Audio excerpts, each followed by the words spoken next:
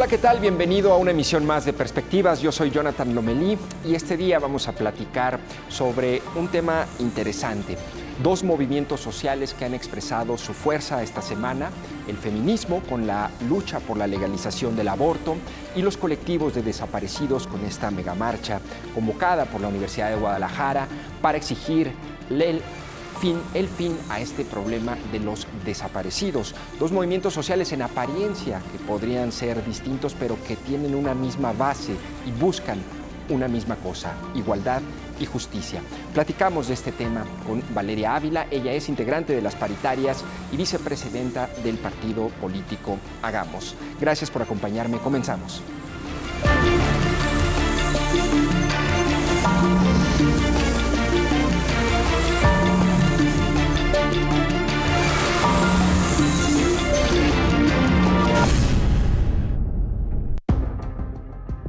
El feminismo y los colectivos de desaparecidos, dos movimientos sociales que reivindican causas como la igualdad y la justicia, salieron a las calles esta semana. Se ha dicho que el feminismo es la verdadera oposición de un gobierno como el que encabeza Andrés Manuel López Obrador.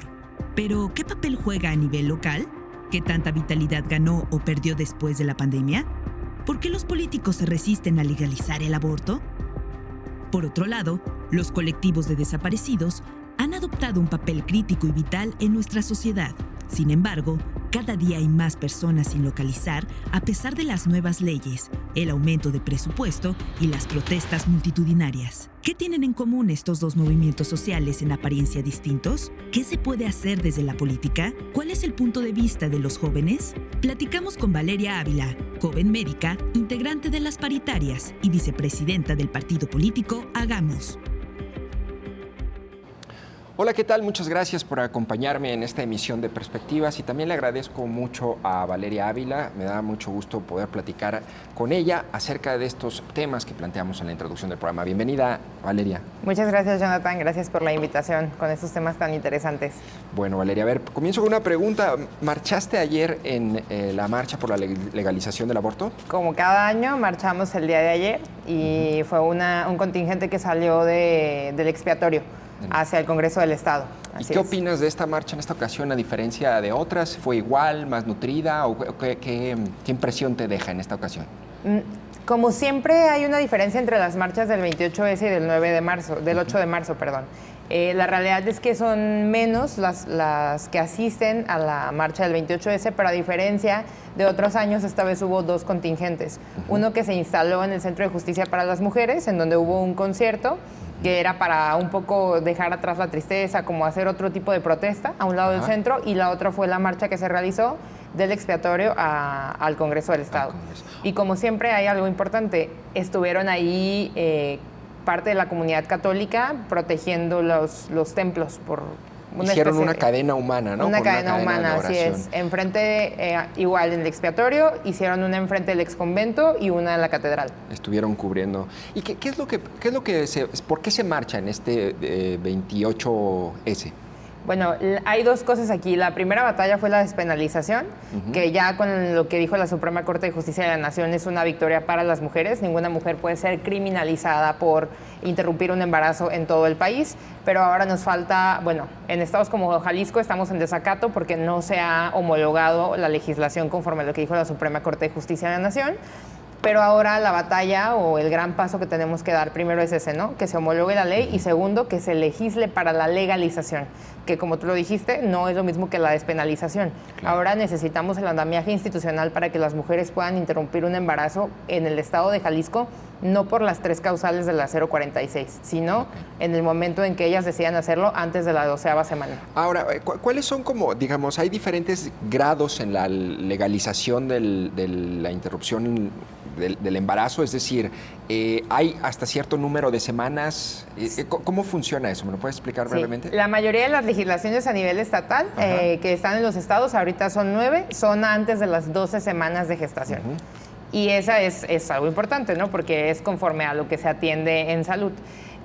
Claro, si lo hiciesen después no hay está prohibido penalizarlas, Claro. ¿no? O sea, pero es hasta las 12 semanas y esta es la legislación que se espera en Jalisco. De hecho, hay 2 iniciativas de ley congeladas en el Congreso del Estado, Claro. ¿no? Que una es para la despenalización y otra es para la legalización.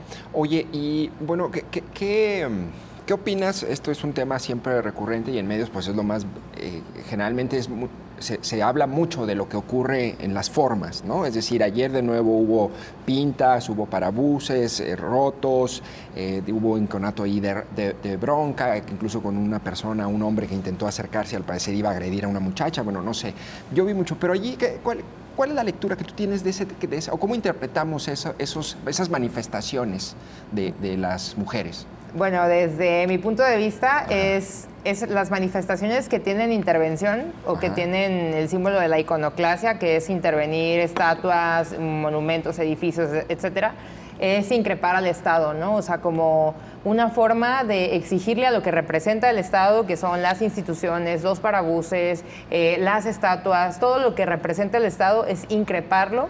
O sea, a la acción de lo que se exige a través de la manifestación. Pero es con un acto violento, un acto... Violento no es, porque no se está violentando a las personas. Es un acto representativo de intervención, pero violento desde mi punto de vista no. Bueno. Más violento el Estado omiso. Claro. Ahora, me pregunto un poco, haciéndola o intentando llevarlo a, por ejemplo, un grupo de personas que viven en situación de pobreza y hambre, ¿no? Ante la omisión del Estado, ¿sería válido ir a, por ejemplo, saquear un supermercado? Pero lo que yo creo es que estamos... Un poco pienso que tu debate lo estás llevando a otro lugar. Ajá. Porque no estás hablando de lo que representa el Estado como tal. Un supermercado puede representar el sistema capitalista, pero no representa al Estado, que ha dejado de lado a la ciudadanía en este caso. Pero en este sentido, si te fijas, las intervenciones de las mujeres fueron en cosas que representaban al Estado, ¿no? En cosas que el Estado iba a reparar. Iban a reparar los parabuses, iban a reparar las calles. Es creo, la diferencia, pues, porque los estamos increpando directamente. Digo, no yo, porque yo no tengo el valor todavía de intervenir, como lo tienen mis compañeras del Bloque Negro, pero sí creo que es un acto de valentía, ¿no? Más que otra cosa, porque además hacen visible la lucha.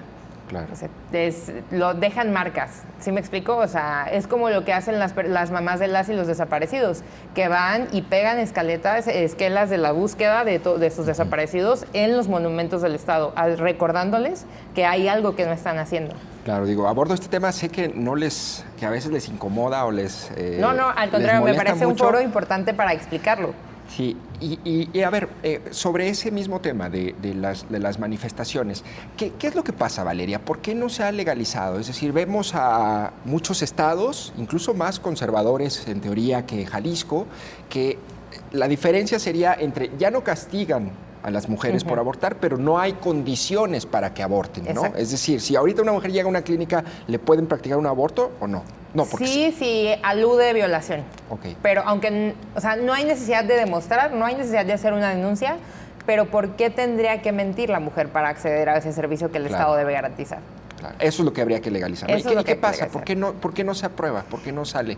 Porque lo que argumentan los partidos políticos es que tiene un costo político para los partidos, ¿no? El hecho de que legalicen el aborto.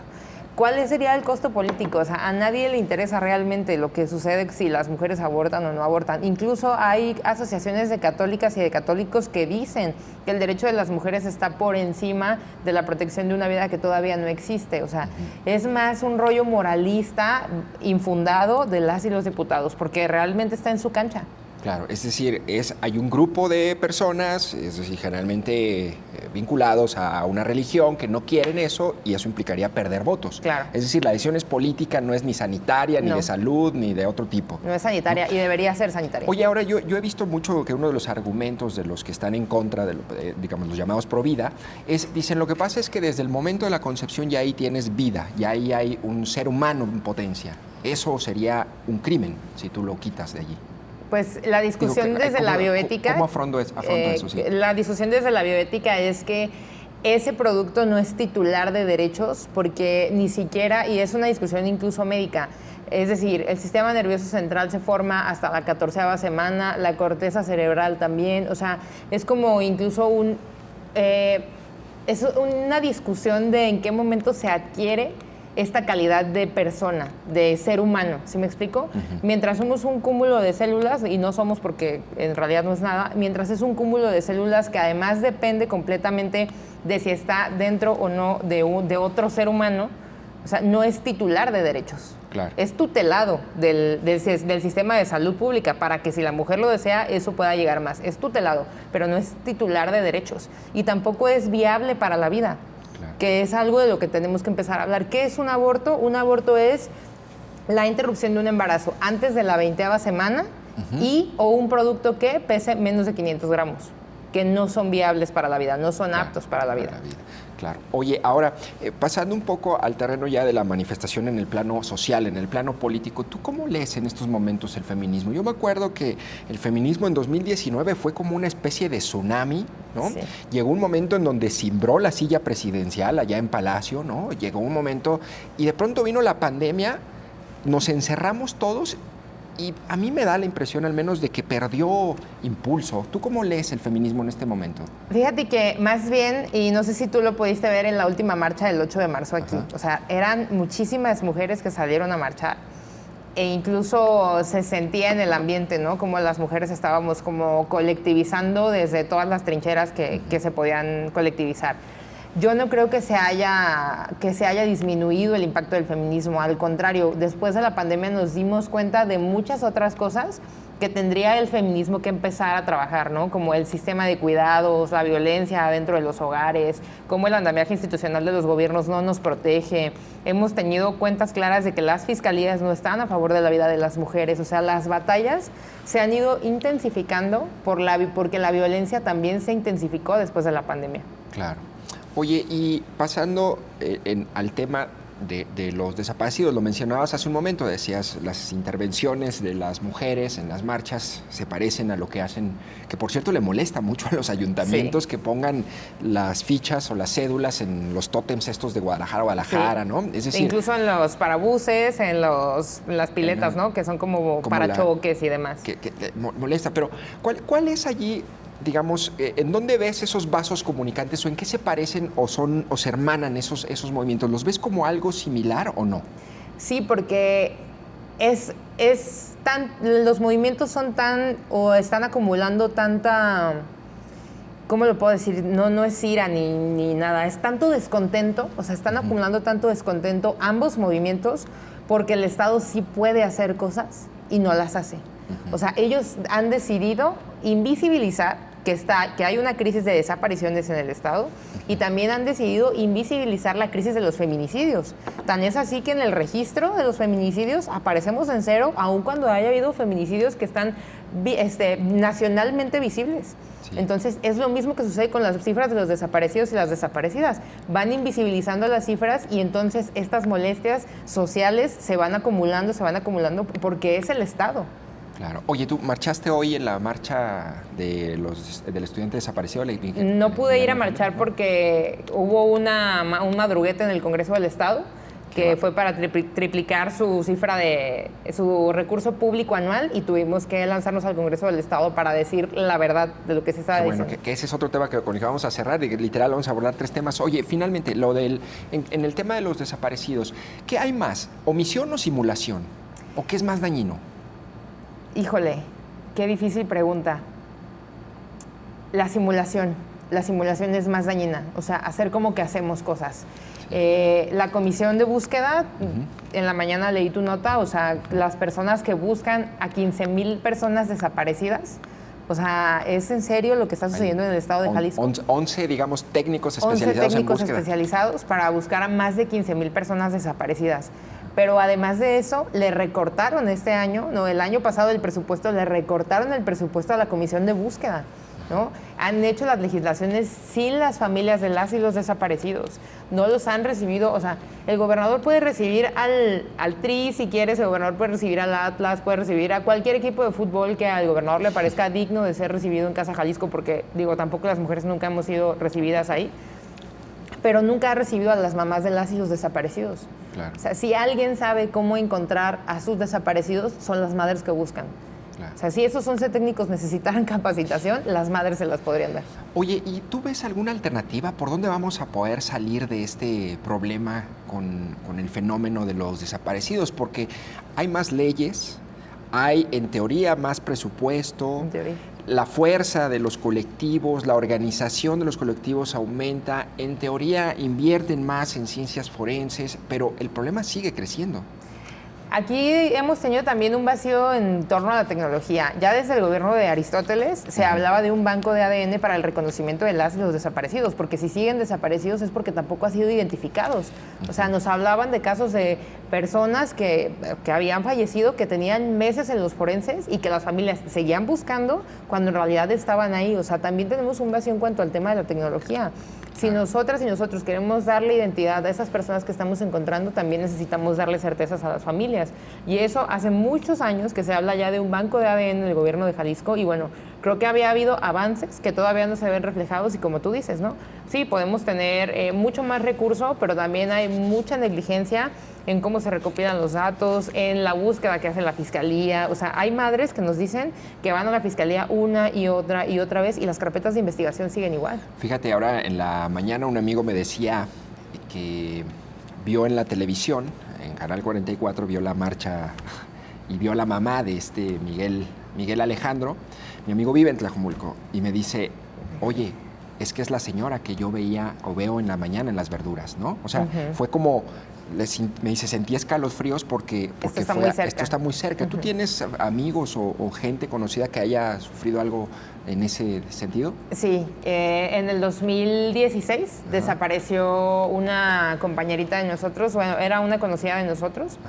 Su mamá y mi mamá son amigas y ella desapareció a los 16 años en la colonia Las Huertas en Tlaquepaque. Se llama Valeria Débora Lucio y su mamá la sigue buscando a la fecha. O sea, no ha aparecido. No ha aparecido. No. Claro, bueno, con este problema de más de 15,000 desaparecidos. Sí. Bueno, Valeria, se me está acabando el tiempo, pero me gustaría abordar ahorita un tema de coyuntura contigo. Sí, claro. Como vicepresidenta, digo, ya hablaste como médica, como feminista, y ahora te toca hablar como política. Estoy lista. Como vicepresidenta de Hagamos, así es que nos cambiamos al modo vicepresidenta de Hagamos. A ver, acaban de anunciar justamente su bancada en el Congreso de Jalisco, que quieren hacer un madruguete los diputados del llamado MACPRIAN, ¿no? Junto con Morena, para poder aumentar el presupuesto a los partidos políticos. ¿Qué es lo que sabemos hasta ahorita de esa iniciativa que se vota este jueves, no? Esta iniciativa, justo ahorita deben de estar en pleno. Esta iniciativa ya se había presentado el año pasado. La presentó la diputada Priscila Franco, de Movimiento Ciudadano. Ella se queda sin sustentos, o sea, hasta me acuerdo, creo que tú la entrevistaste. Sí. Se queda sin sustento para poder defender la iniciativa, le empiezan a golpetear y recula. Ajá. Y luego la presenta Erika Pérez del Verde. La misma iniciativa, exactamente igual, pero con otro nombre de titular, ¿no? Y con otro partido. O sea, el caballo de Troya aquí es el Partido Verde. La iniciativa, lo que al principio querían engañar a todos los medios y a las personas, porque hay dos bolsas. Una de las bolsas es la bolsa que rige a los partidos políticos locales, que es federal, y la bolsa local que rige a los partidos políticos que tienen registro nacional. Sí. Cosas muy confusas. Sí. En la bolsa de los partidos políticos locales había 380 millones. Y MC salió y dijo que esos 380 millones se iban a repartir entre dos partidos políticos locales que tenían el 5% de la votación, cosa que es mentira. Ustedes Hagamos y Futuro. Hagamos y Futuro. Esa bolsa no existe, es un cálculo.